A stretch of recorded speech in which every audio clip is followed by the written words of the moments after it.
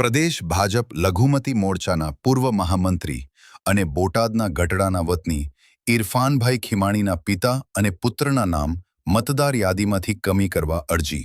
ષડયંત્રકારો સામે કડક કાર્યવાહી કરવાની માંગ. બ્યુરો રિપોર્ટ, સિટી સમાચાર, બોટાદ.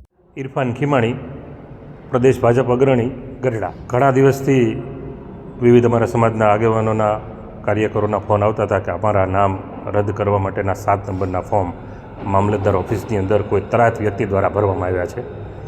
ગઈકાલે રાત્રે લિસ્ટ મામલતદાર ઓફિસમાંથી મળ્યું. તેમાં મારા ફાધર હાજી અબ્દુલ મજીદભાઈ ખીમાણી અને મારો સન મોહમ્મદ આદિલ ખીમાણી, એનું નામ પણ રદ કરવા માટેની અરજી આવી છે.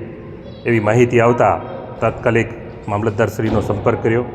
તેમણે કહ્યું કે કોઈ પણ નામ રદ થવાના નથી, તરાયત વ્યક્તિ દ્વારા અરજી થઈ છે, પણ અમારા દ્વારા એવી માંગણી કરવામાં આવી કે આ વ્યક્તિઓ સામે કાયદેસરની કાર્યવાહી તંત્ર દ્વારા કરવામાં આવે, અને તંત્ર જો કાયદેસરની કાર્યવાહી નહીં કરે તો આવી વ્યક્તિઓ સામે અમારા દ્વારા કાયદાકીય કાર્યવાહી કરવામાં આવશે.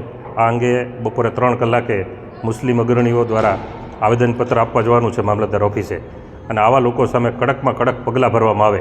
કેમ કે અમે આ ભારતના નાગરિક છીએ, અહીંયા જ અમારો જન્મ થયો છે અને અહીંયા જ મરવાનું. હીન કક્ષાના માણસો છે, કોણ છે જેના નામો આપવામાં આવ્યા છે એવા પૂરા નામો નથી અંદર, ખોટા નામો છે અંદર, કે જે વ્યક્તિનું આખું નામ જ નથી, તો એને ગોતવા કઈ રીતે.